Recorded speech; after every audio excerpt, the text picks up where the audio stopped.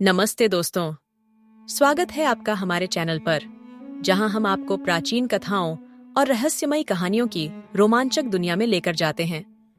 आज हम बात करेंगे हिंदू धर्म की एक अत्यंत प्राचीन और रोचक कथा की, महान जल प्रलय या मनु की कथा। दोस्तों, महान जल प्रलय की कहानी हिंदू धर्म ग्रंथों में एक बहुत महत्वपूर्ण स्थान रखती है। यह कहानी हमें शतपथ ब्राह्मण, मत्स्य पुराण और कई अन्य ग्रंथों में मिलती है। इस कहानी के नायक हैं मनु, जिन्हें मानव जाति का पहला पुरुष और आदि पुरुष कहा जाता है। कहानी की शुरुआत तब होती है जब मनु एक दिन नदी के किनारे अपने दैनिक स्नान और पूजा कर रहे होते हैं। तभी अचानक एक छोटी सी मछली उनके हाथों में आ जाती है।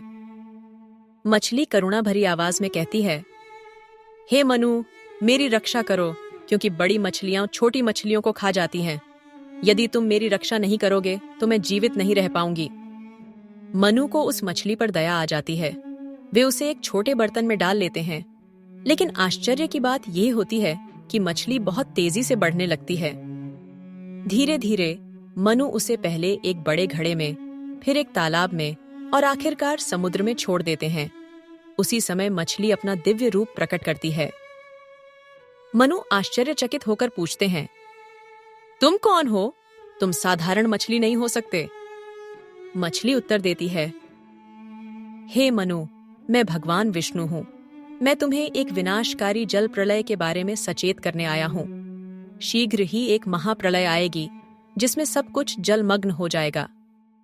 भगवान विष्णु मनु को आदेश देते हैं कि वे एक विशाल नाव बनाएं और उसमें सप्त अर्षि, 7 महान अर्षि, सभी जीव जंतुओं के जोड़े और सभी वनस्पतियों के बीज रखें। जैसे ही प्रलय शुरू होती है, पूरी पृथ्वी जलमग्न हो जाती है।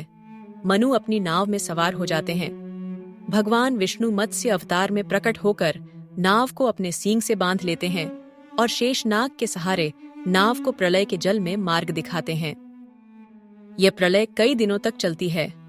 अंततः जब जल उतरने लगता है तो नाव हिमालय की एक चोटी पर आकर रुक जाती है।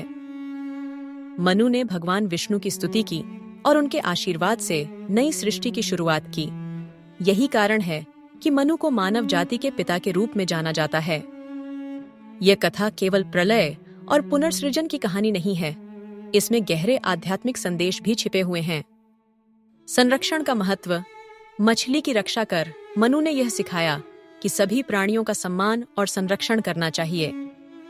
दृढ़ विश्वास और ईश्वरीय आस्था। मनु ने विष्णु पर विश्वास किया और उनके आदेशों का पालन किया, जिससे मानवता की रक्षा संभव हो पाई। नया आरंभ। प्रलय के बाद हमेशा एक नई शुरुआत होती है। यह कहानी हमें सिखाती है कि अंधकार के बाद हमेशा प्रकाश आता है। दोस्तों, मनु और महान जल प्रलय की यह कथा सिर्फ एक पौराणिक कहानी नहीं है, बल्कि यह हमारे जीवन में धैर्य, विश्वास और पुनर्जागरण का संदेश देती है। अगर आपको यह वीडियो पसंद आया तो इसे लाइक करें, शेयर करें और हमारे चैनल को सब्सक्राइब करना न भूलें। ऐसी ही और भी रोचक कहानियों के लिए जुड़े रहें। धन्यवाद। मिलते हैं अगले वीडियो में।